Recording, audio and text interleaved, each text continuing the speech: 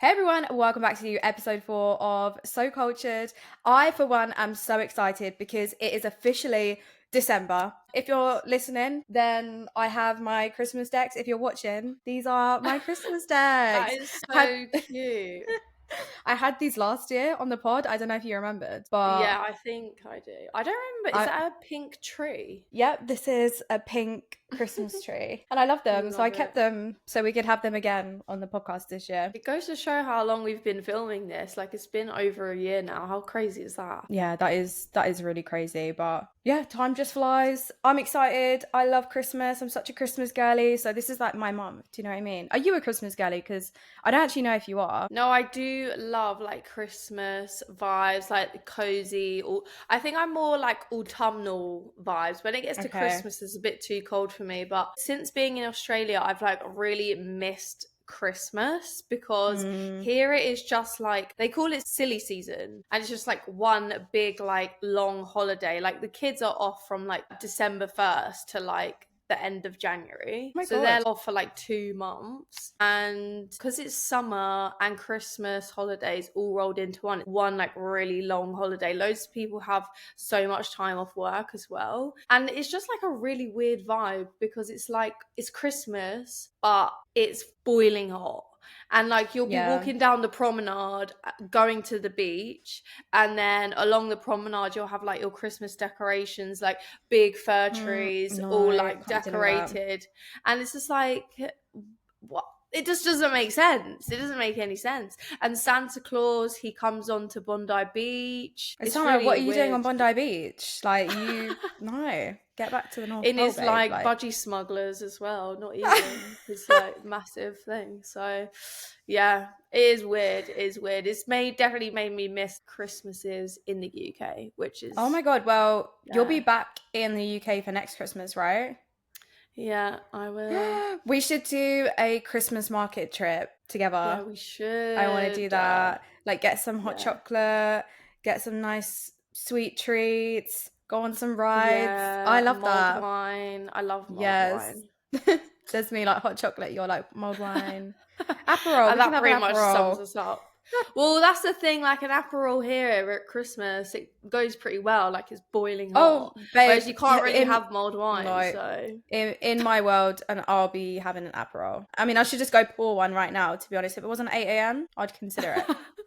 Yeah, I should go pour one, to be fair. But yeah, I'm very excited for Christmas. But we've still got like 22 days, not that I'm being specific or anything, until Christmas. So let's not get too ahead of ourselves. Yeah. And I think we should jump into today's episode. So let's get into it. Welcome to the So Cultured podcast, where we explore science and tech unfiltered. We're your hosts, Liv and Taz, two girls who love STEM and spilling the tea. Each season, we take on a new theme, whether it's busting conspiracy theories, celebrating women in STEM, or breaking down the science in your favourite sci-fi films. And of course, in every episode, we spill the laboraTEA, where we share your wildest stories from the world of science. Let's get into this week's episode of So Cultured. Okay, before we get into today's episode, I just want to give kind of a little disclaimer or trigger warning that there's quite like heavy themes of racism, because we're like taking it back to times of slavery or just after times of slavery in America. So obviously, if that's a bit too heavy for you for this episode, then feel free to skip. But yeah, I just wanted to give that disclaimer before we began, just in case. So let's get into it. Okay, so picture this. You're living in a small town where doctors are few and far between, and medical care is just hard to come by. One day, a team of government doctors offers you free treatment. They seem to be trustworthy, professional, and even caring. And the best part? It's free. So for someone in your position, this seems like a lifeline, a rare chance to get the healthcare you desperately need. Maybe too good to be true. But imagine this shocking twist, which is completely unknown to you. The very people that you trusted are not just treating you, they are secretly experimenting on you. Medication that could have saved your life is being deliberately withheld. You fall ill, your health declines, and your loved ones are at risk too. The experiment drags on for years, robbing you of health, dignity, and peace of mind. And to be honest, it sounds like something straight out of a horror story. But this was real, and it happened to real people. And the story we're about to unfold is one of deception, racism, and medical abuse. So today we're talking about the Tuskegee Syphilis Study. What the hell? I have genuinely never heard of this at all. So yeah, I'm very intrigued. No, exactly. Neither had I before I did the research into it. And honestly, when you hear kind of unethical human experimentation, your mind kind of jumps straight to Nazi Germany or Imperial Japan, like Auschwitz, Unit 731, which we will be covering this season, but not today. But obviously, if you do know about that, you might not have necessarily heard of the Tuskegee syphilis experiment. But obviously, there were horrors that were inflicted there, and they are quite well documented. But in the United States, far from the battlefields of World War II, something sinister was unfolding in a much subtler and deeply manipulative way. So between the 1930s and the 1970s, poor African American men in rural Alabama were drawn in with the promises of free medical healthcare, food, and transportation, but it was actually all a guise for something much more sinister. So racism, discrimination, and prejudice have long been part of the way medicine was practiced in the US. It started in the earliest days of slavery, so enslaved Black Americans were rarely treated humanely by physicians, and often they were only examined when their ability to bear children or to work was ever in question. And many physicians experimented with new medical treatments on enslaved Black Americans without their consent. So entire fields of study, particularly the field of gynecology, were built on the backs of Black Americans being exploited and experimented on by the medical system. So even when doctors and scientists believed they were studying disease, their assumptions were also steeped in racist ideas. So many physicians and scientists of this era falsely believed that Black people were biologically distinct or even inferior to white people, and some thought Black Americans had less developed and more primitive brains and therefore responded differently to disease. So they believe, for instance, that syphilis would affect white people more neurologically, but Black people would suffer more cardiovascular complications. And these pseudoscientific ideas gave researchers this so-called justification for their cruel studies. And this is where the Tuskegee Syphilis Study comes in, which was a government-sanctioned, decades-long program designed to test these deeply flawed and very deeply racist theories on real people without their knowledge or consent. Oh my gosh, this just all sounds absolutely insane and so sad. And whenever I hear about things like this, I just can't help but just wonder why we're never taught these things in school. Like, why on earth is this the first time I'm hearing about this? Like, that's just crazy. But I guess that's kind of like, whatever season we do, this is always our aim, right? With whatever topics we bring to whatever season we're doing, whatever episode it is, we always want to highlight these stories that we feel like people should know about, and not necessarily everybody does.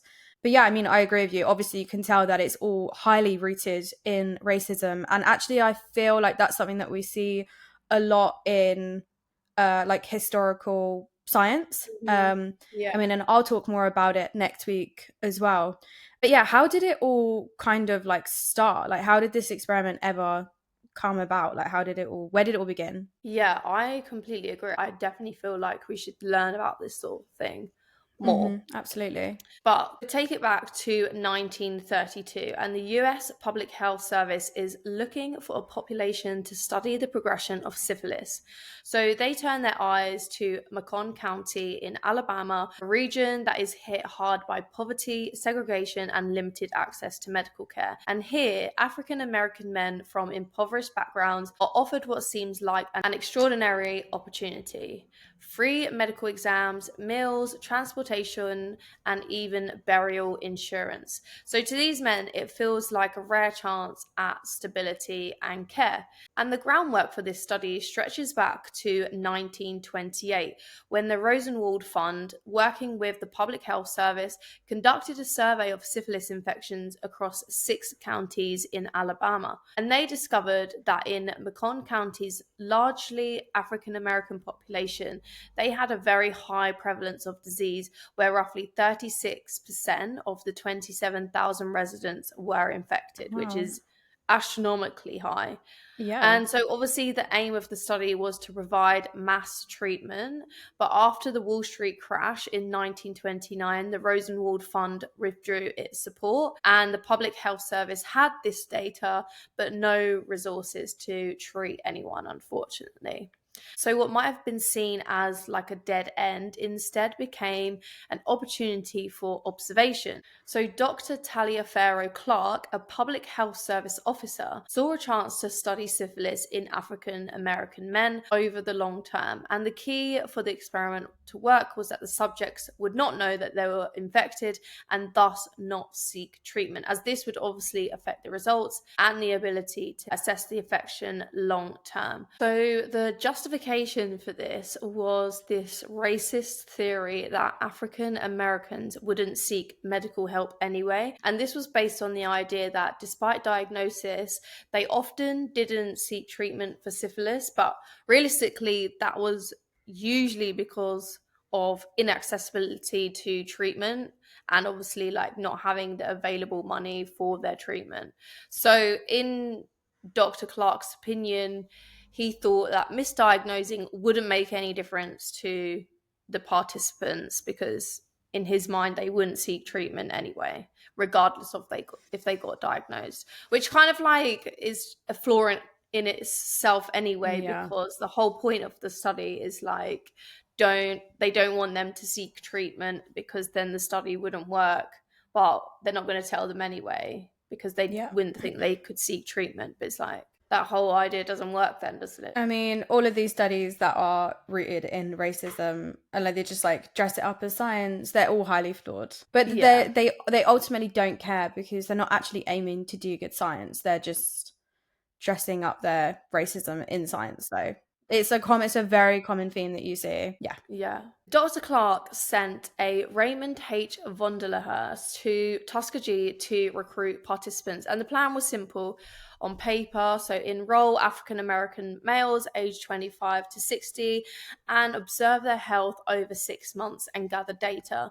But in reality, this would actually evolve into a study lasting over 40 years. Initial recruitment was actually really difficult. So many men had never seen a doctor.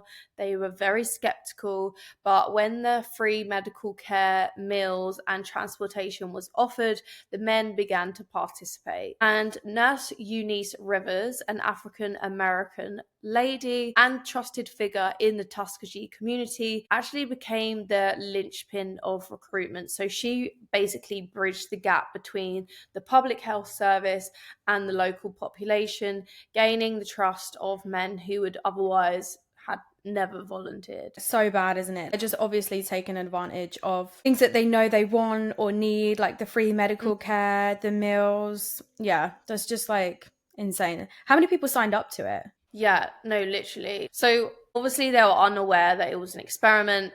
So many of the participants thought it was a mass treatment program linked to the earlier Rosenwald study that I mentioned. And this misunderstanding was not corrected, which helped Dr. von der Leher gain the trust of many subjects. So in total, there was around 4,000 men who were lured to be screened for tertiary syphilis. And the study officially enrolled 600 men. 399 were diagnosed with syphilis and 201 didn't have the disease, and they kind of served as a control group. And to not raise a suspicion of the infected participants, the control group were also administered useless medications, and if any later contracted syphilis, then they would be transferred to the study group or just secretly dropped. So the men were told that they were being treated for in inverted commas, bad blood, which was a local term covering a range of illnesses from anemia to fatigue. And to create this like illusion of care, the men underwent frequent medical exams, blood tests, x-rays, and finally spinal taps.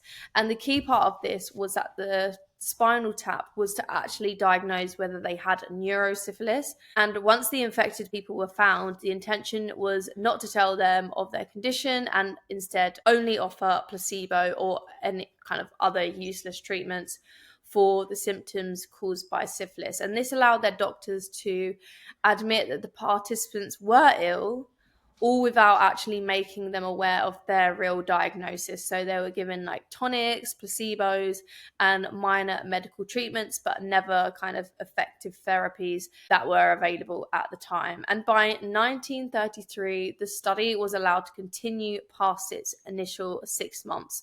So Clark and von der Leher were now looking at the long term, and they wanted to see what would happen over a 5 to 10 year period. But over kind of like a 5 to 10 year period, even, this would come with a problem. And that was obviously the need for the subjects that would need blood tests every 3 years. But ultimately, it would be their bodies post-death that would provide the most scientific value. So the main issue was, how do you convince someone to donate their body after death to you if you are the one who are meant to be treating them and giving them this like free medical healthcare, right? Yeah. So the answer to that was incentives. So incentives kept the men in the study. So a $50 stipend was offered for burial costs, and yearly cash payments of $25 were made for any man who stayed in the study. And this continued participation was where Nurse Eunice came to be very handy, because she was kind of like the middleman. She kept in regular contact with all the participants, administered fake treatment tonics, and arranged the transport for the patients to the Tuskegee Institute when they might have been too ill to travel. And at the time, syphilis was incurable, but as the 1930s drew to a close, the study would actually take an even darker turn from withholding information and effective symptom treatment, but then to actively withholding a cure. Okay, this is interesting because, like, obviously I've heard of syphilis, and you've just said about how there was originally no cure and then it's turned into this situation where they're actually withholding the cure. But before we go on to talk about that, because I feel like I don't really know much about syphilis itself, like I said, I've definitely heard of it, but yeah, I don't know, can you tell us a little bit about like what syphilis actually is and the disease itself? Yeah, 100%. And I think it kind of adds to the gravity of the situation if you know a bit about syphilis and like how it works. So syphilis is a sexually transmitted infection, and it's caused by the bacterium 𝗾𝘂𝗃𝗃 subspecies pallidum. The origin is largely unknown, but its first written records of an outbreak in Europe occurred in 1494. Oh my gosh. Or 1495 in Naples, Italy. So the disease presents itself in 4 stages. So between 2 and 6 weeks after exposure by sexual contact with an infected person, a lesion is formed called a chancre. And usually this occurs on a person's genitals, but it can appear on any part of the body that has come into contact with another chancre as well. And after a few weeks, if left untreated, the chancre would disappear on its own, and that is known as the primary stage. So the next is the secondary stage, and it comes around 4 to 6 weeks after the first signs of symptoms. And this part of the progression of the disease itself shows in many different ways. It most commonly manifests in rashes on any part of the body, and other symptoms include fever, sore throat, malaise, weight loss, hair loss, and headache. And these acute symptoms usually resolve after 3 to 6 weeks, which leads on to the next stage. So then you go into latent syphilis, which develops after secondary syphilis. This stage develops around 2 years after exposure. So the infected person can then, after a number of years, develop into the 4th and final period of the disease, which is tertiary syphilis. So this is the final stage of disease, and it can occur between 3 and 15 years post initial exposure and can manifest in several ways. So you have Oh my gosh. 𝗾𝘂𝗲𝘀𝗁𝘁 syphilis, which causes benign tumors that can appear on the body and lead to kind of like physical disfigurement. You've got cardiovascular syphilis, which can lead to heart problems, neurosyphilis, which involves the central nervous system, and that can result in dementia, mania, psychosis, depression, brain damage. Last one is meningovascular syphilis, which involves inflammation of the small and medium arteries of the central nervous system. So roughly 30% of people who have contracted syphilis will reach the tertiary stage, and this part of the disease progression is largely not infectious to other people, but ultimately can be fatal. Interesting. Like I didn't just like as I was listening to you, I realized like how little I actually knew about syphilis. Like it's one of those things that we've all heard of, but like if someone said to me, "Oh, can you tell me what this is?" I'd be like, "Oh, no, I actually can't." What you just said though about like 30% of people reaching the tertiary stage, is that because they get over it like naturally, or they die beforehand? Or it's just like it doesn't always reach that stage of like it doesn't always progress that far. Yeah, some people just stay in this like latent phase. They'll be infected with syphilis, but it'll be like latent, kind of a bit like when you have a cold sore, you know, Like you're HSV, infected. yeah. Yeah, you're like infected, but like it's latent for a lot of the time that you have it. Yeah. It's kind of similar in that respect. Okay, yeah, that makes sense. Okay, so there wasn't a cure, but now obviously we have the cure. Can we talk about what exactly that actually is? And when did the cure come out as well? Like, did it come out because of the study? Did it affect the study? Like, what was the situation?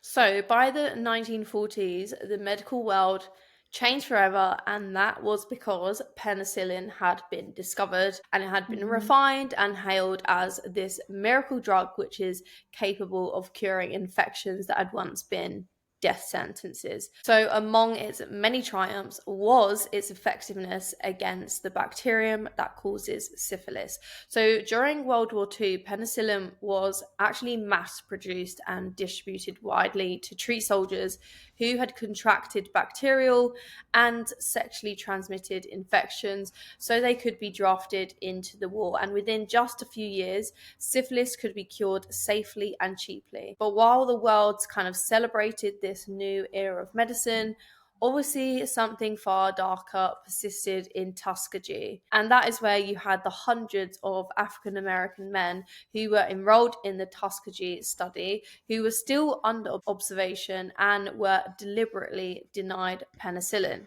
There's been letters and internal memos between public health service officials that revealed the chilling truth, which is obviously the researchers knew penicillin worked and they knew it could save lives, but they obviously refused to use it because it would ruin the study. And the public health service was not ready to let go of its data. And by data, I mean the patients or the African American men enrolled into this study. So whilst penicillin cured soldiers on the battlefield, the men in Tuskegee continued to suffer.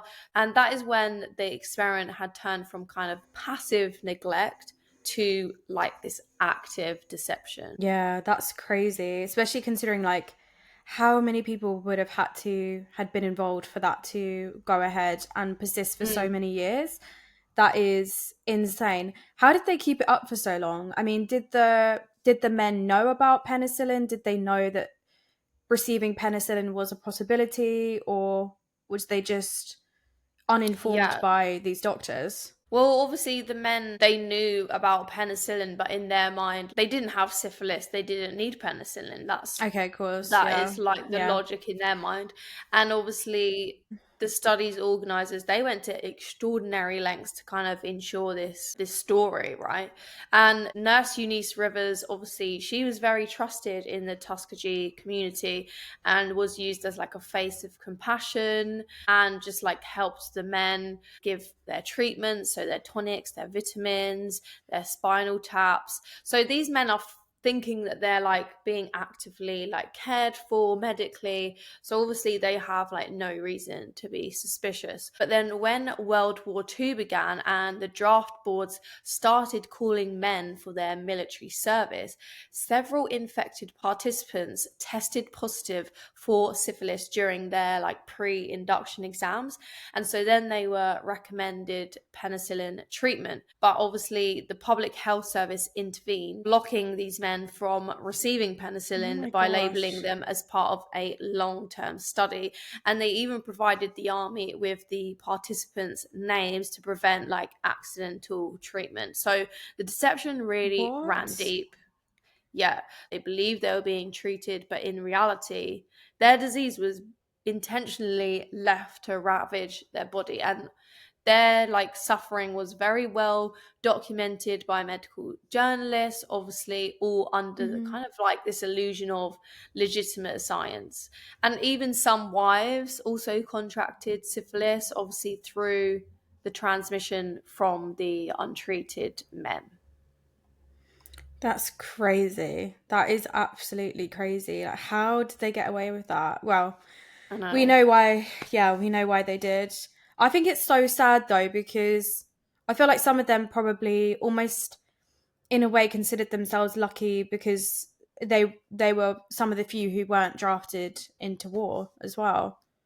Yeah, exactly. That's how manipulated they'd been, right? They were like, oh, we're getting this free medical Yeah, health care as part of this study, and we've also disgusting. managed to avoid being drafted into the war. Like, that's Yeah. like, wow, that's like Awful. so good. But obviously, it was all an illusion. And after the war, by 1955, over 100 participants had already died directly from syphilis or its complications. The experiment actually showed no signs of stopping, and papers were published regularly in prestigious medical journals where the researchers described their Of course. findings in real clinical detail, but conveniently left out the fact that the treatment had been withheld, obviously, because it wasn't Yeah. ethical. And then by 1960s, the Nuremberg Code had been established after World War II, and the Nazi Yep. war crimes were like obviously exposed. And so the Nuremberg Code basically set strict ethical principles for human experimentation, which included there needed to be like voluntary consent, you needed to avoid unnecessary suffering, and also they had to be given the right to withdraw. So obviously the Tuskegee study violated every one of these principles, yet it continued under the barrier of public health. What the hell? That's actually insane. So you said like 100 participants had passed away. So that's like what, nearly a third of the people who had initially Mm. tested positive. Like, I'm just thinking, I mean, obviously you've just mentioned about the Nuremberg Code and about how that was kind of came into force while the study was ongoing. So my question is like, how were they able to carry on? And like, who stopped it?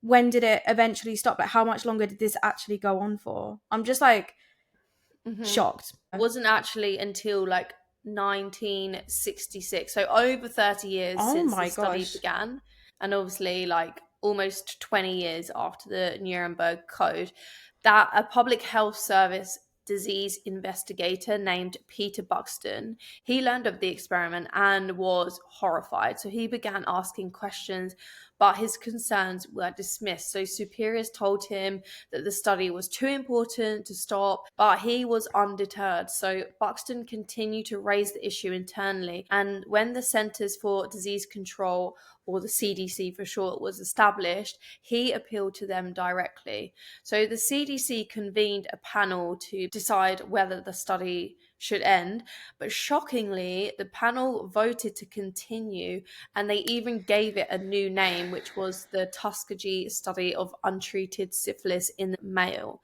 And he was so frustrated, he decided to leak the story to the press. And on the 25th of July, 1972, the Washington Star published his expose, followed by front page coverage in the New York Times. And of course, the nation was horrified. Like, we're in 1972 now.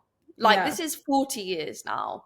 And Mhm. unsurprisingly, within days, the US Department of Health, Education and Welfare ordered the immediate Wow. termination Okay. of the study. So, yeah. Interesting timing there. Yeah. Okay. Now you care about it. Mm-hmm. Yeah, I think that's just absolutely insane. As soon as it goes public, they're like, right, we better stop this now. Yeah, Conveniently, yeah.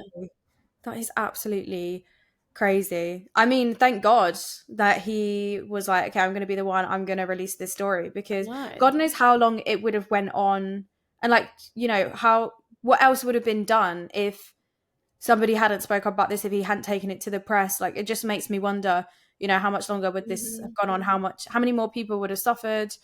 Yeah, insane. I'm just curious, like, did them as quote unquote scientists believe that they actually learned anything from this study? And also, surely, like, so many people died under this mistreatment. Like, is there some, like, what do we know about how many people actually, like, passed away, for example? Yeah.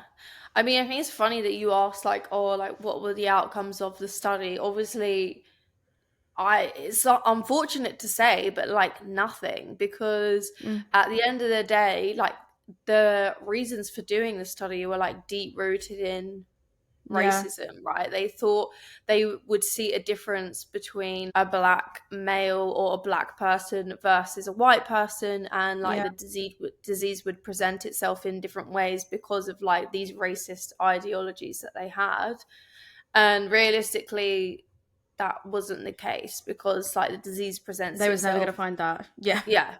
And also, like, loads of scientists like critique the study, like there weren't enough controls, like there was just like, it was so flawed, like such a flawed study, that the whole thing was essentially pointless. It was all essentially for nothing. So I mean, it comes back was to what I just said like, earlier, right? About like these studies that are rooted in racism. Like, these quote unquote scientists keep saying that they do not actually care about doing good science. They're just doing horrific, horrible things in the name of science. These people are evil, racist people. And that's, yeah, my opinion. 100%. And also, going back to people dying under the mistreatment, absolutely did. So there was an official investigation which basically confirmed that the participants had obviously never given informed consent and had been deliberately misled. And of the original 399 infected men, only 74 were still alive in 1972. 128 had died directly Oh my from God. syphilis or its complications. 40 of their wives were infected, and 19 Wow. children were born with congenital syphilis. So the survivors and their families filed a class action lawsuit in 1973, and that resulted in a $10 million out of court settlement and lifetime medical care for the victims and their descendants.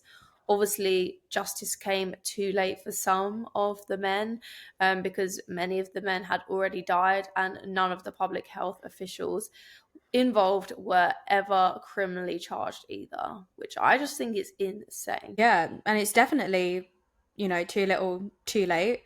But also, I think, you know, you have to think about you know, we spoke about the 40 wives, the 19 children, but also what came from those people, and then what came from those people. Like, it's almost a domino effect. So of course these people were directly affected from this study, but I'm sure it also had a domino effect, and there were actually way more people affected by this study as a whole, you know, like the whole Yeah. community, it probably had a knock-on effect, which is just horrible.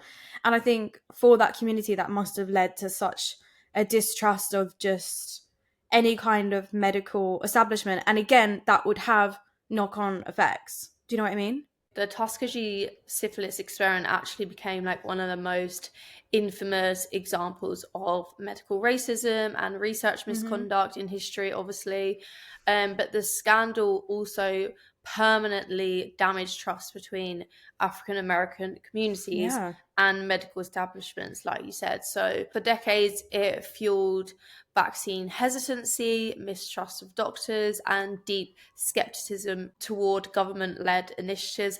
And honestly, that's very common themes to what we see today. But in 1997, which is now 65 years after the study began, President Bill Clinton formally apologized on behalf of the US government, stating, "What the United States government did was shameful, and I am sorry. To our African American citizens, I apologize, and I am sorry that this apology has been so long in coming." And the survivors and their family were present at the White House during the ceremony. So that kind of like closed the chapter on the experiment. But obviously, like, I don't know, like I say, we still see like distrust, especially in those communities as well. Can I say, like, prior to COVID, you have like so many kind of health initiatives of like people in the public health center having to like reach out to like African American communities because there is like deep rooted distrust. Obviously, I come from like a privileged perspective, not only being white but also being a scientist. It's very hard to like understand that perspective, but now like learning about stuff like this, like, really does like you can really understand, like, and this is just one example as well. I'm sure there's so many as well, so many more. I was gonna say the exact same thing actually, because we've had so many conversations and discussions on this podcast about, you know, vaccine hesitancy or just like just general distrust in science. But I feel like now, like from learning about this, I have like a whole new perspective on it, I guess. So I'm so glad that I learned about this and we got to cover this study, because as I said, I'd never heard of it before, and I definitely feel like it's given some nuance to some of the conversations that we have on this podcast. So yeah. Just to round off, the Tuskegee syphilis experiment was definitely not a case of medical ignorance. It was a case of moral indifference. So the participants were not treated as patients, but as objects. They were deprived of their autonomy, dignity, and humanity. And what is scary is that this occurred under the guise of medical health, not some prison camp in the middle of a world war. So yeah, that is the story of the Tuskegee syphilis experiment, a 4-decade deception that reshaped medical ethics and exposed one of the darkest sides of scientific progress. Yeah, wow. I mean, as I said, I'm so glad that we got to learn about this story today. I definitely feel like this is a story that should be amplified more, told more. So yeah, I'm really glad that we managed to cover this today. And for any of our listeners who want to learn more about this study or just this topic in general, we will make sure to pop some links for you to do some further reading or further education around this topic, because yeah, I don't know about you, but I definitely am going to read into this more, because I just think it's definitely a really healthy conversation that especially I feel like us as podcast hosts and like, you know, we have this platform where we have these discussions is really important. But yeah, for any of our listeners who want to read a little bit more, we'll definitely make sure to pop some links in today's episode or video description.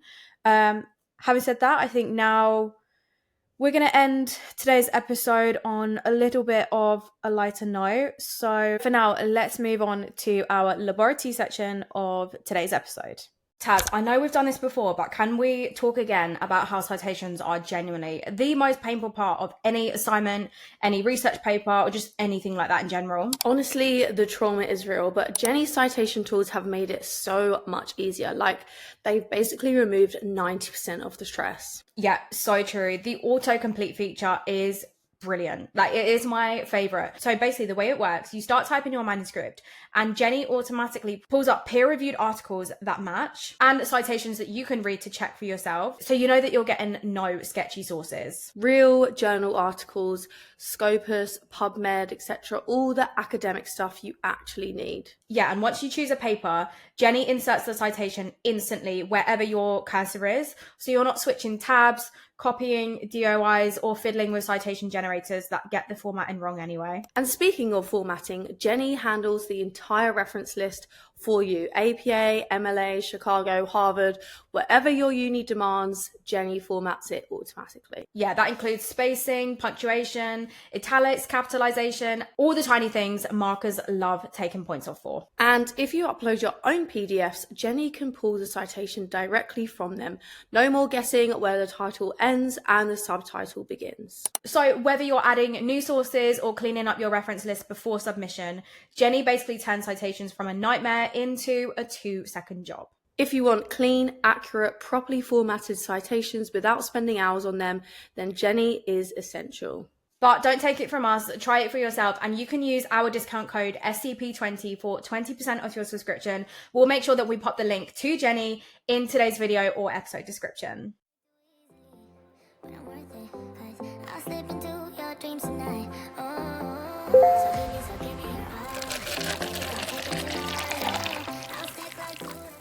Okay, this laboratory starts with, was I the lab Nepo baby?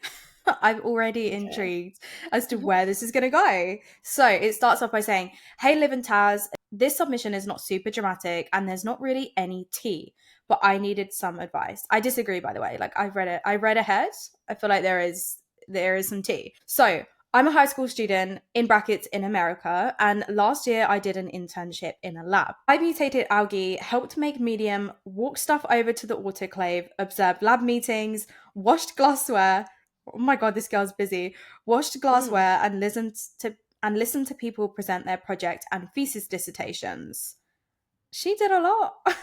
She did a lot. Busy intern. I enjoyed this experience so much. It was so much fun, and I was given a lot of freedom to do stuff without supervision and stuff. I would love to go back the following summer, but there are a few things I've been thinking about. First, the PhD student I was working with has graduated and no longer works in the lab. Most of the other people who work there are postdocs, and I feel like they are too busy to give me something to do. I also only got this opportunity because my dad is friends with the lab's PI. So I didn't do anything to earn the position. Sorry, but I love the self-awareness. I know. I love how I'm honest kind of here you for are. it. Well done. Yeah.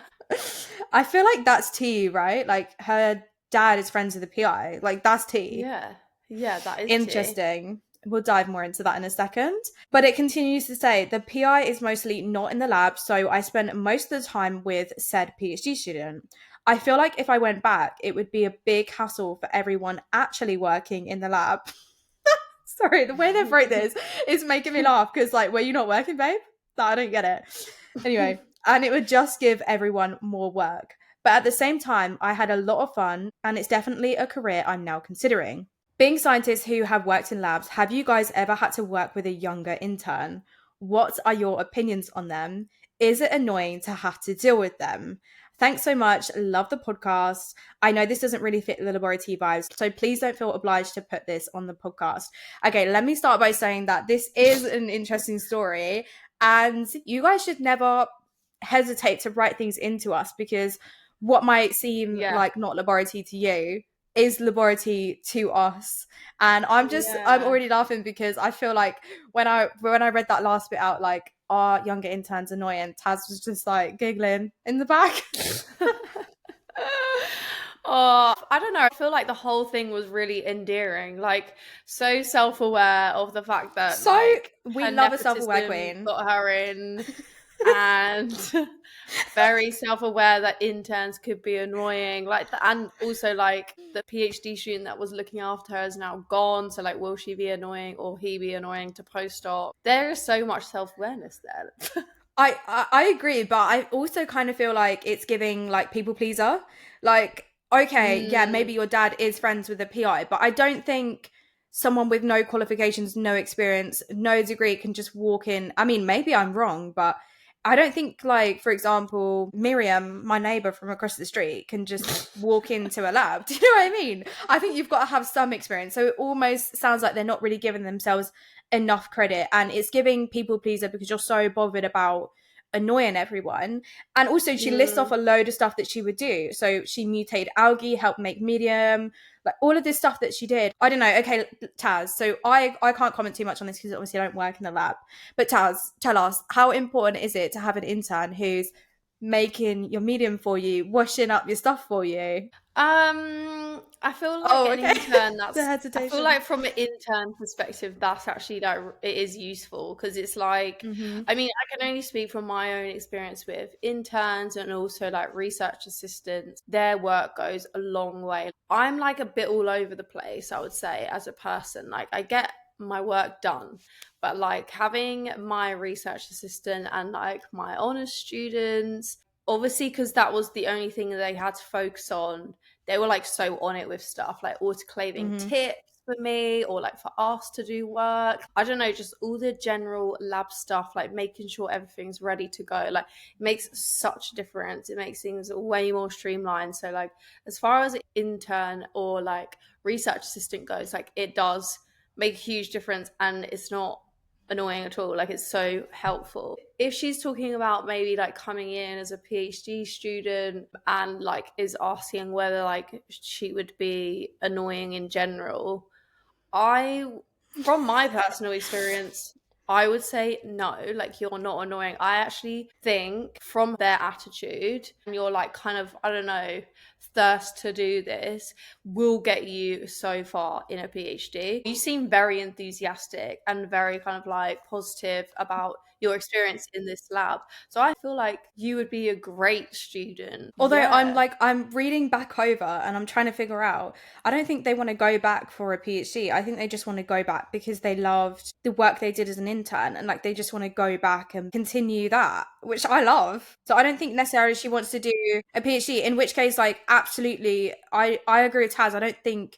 it's annoying. I mean, staying on the topic of like students and stuff though, like I have definitely supervised undergraduate students, and I would say that I really agree with you in that I've supervised undergraduate students who quite clearly do not care. They are just there because they have to be, and they don't care, and they are the annoying students because what they do is they ignore you. Say they've got 6 months from start to finish, they'll ignore you for the 5 months, and then that last month they harass you. And when I say they harass you, I mean emails at 2 a.m. constantly, which is very annoying. I mean, luckily I don't have my work emails on my phone. I don't have Slack on my phone, none of that. I can't be dealing with that, and I don't understand why people would ever do that to themselves. But I'd like log in at like 9 a.m. and I'd see they've emailed me at like 2 a.m. and I'm like, what the hell? But the students who are working from month 6 to month 1, honestly, I actually don't care how many questions they ask me, because most of the time it's just clarification, or like they already have a good idea and they just need me to like reassure them because they're actually working and trying to figure the things out for themselves. So I think you're not annoying as long as you are actually doing the job that you're there to do, and like you're being helpful, and you're, yeah, maybe you can definitely ask them a few times, okay, how do I make this algae? Is that what she said? I'm such a blind magician. I'm like, what the Media. media?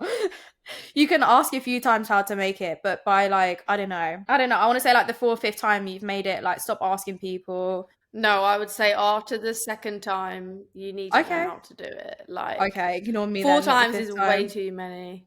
You get shown Okay. how to do it, you learn how to do it yourself, and then that's it.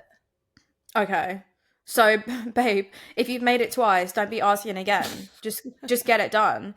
Get your own little system set up, know what everybody in the lab is doing. Like, if you want to be there because you love it, like, get to know what everybody's doing. Like, you know, Gavin is doing this experiment, Gavin's going to need this. Beverly's doing that, she's going to need this.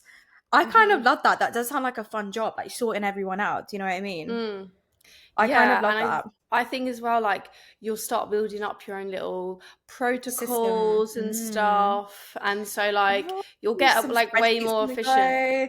I actually think like once you've like established yourself a little bit in the lab and you like learn how generally how people do a lot of things, it's so easy, and you stop becoming a burden when you're like learning stuff off people, and you quickly become like someone who's like super useful. So some of the things, just going back to some of the things that she says that she's scared about going back because the PhD student that she was working with is no longer there. And then she also feels like she's going to be bothering the PIs. So what advice would you give, Taz?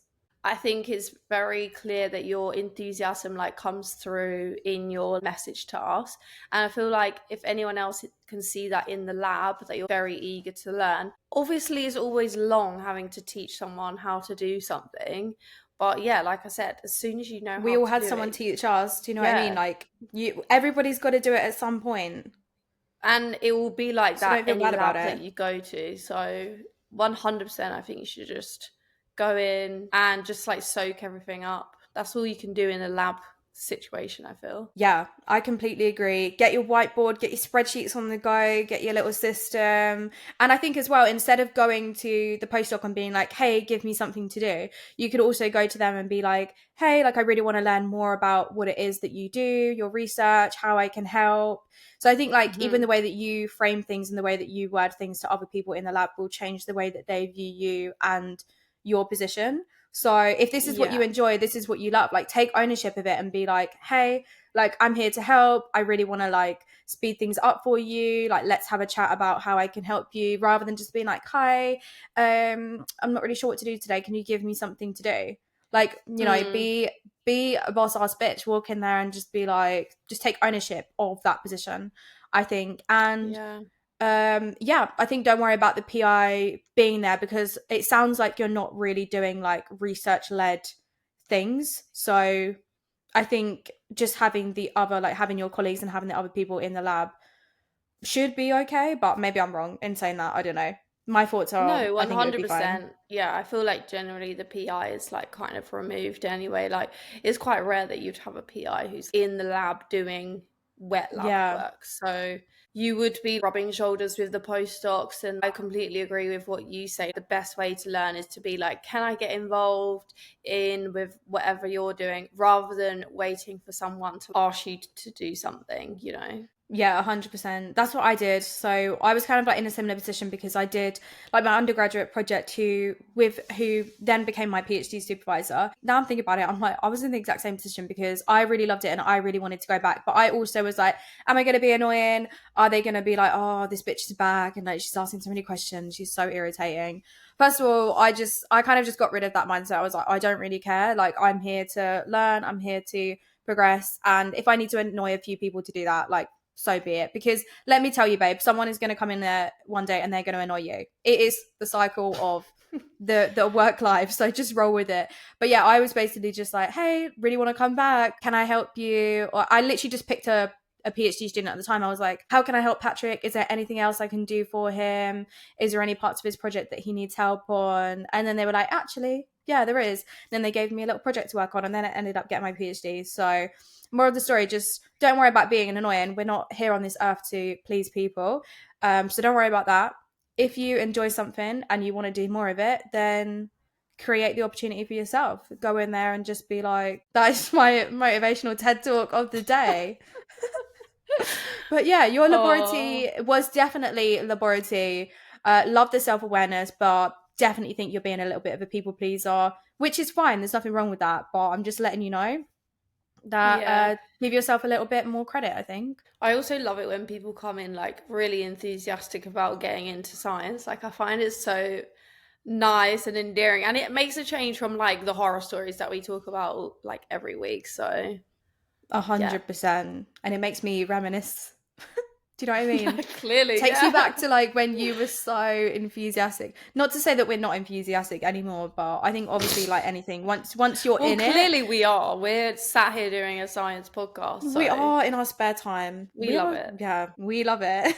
But yeah, thank you so much for writing in. If any of our listeners have a similar story that they want to share, or maybe you do have an absolutely crazy laboratory that you want to share with us, don't forget that you can find the anonymous link in today's video or episode description. But for now, that wraps up episode 4 of Twisted. So we will see you guys back here, same time next week. Bye, everyone. Bye.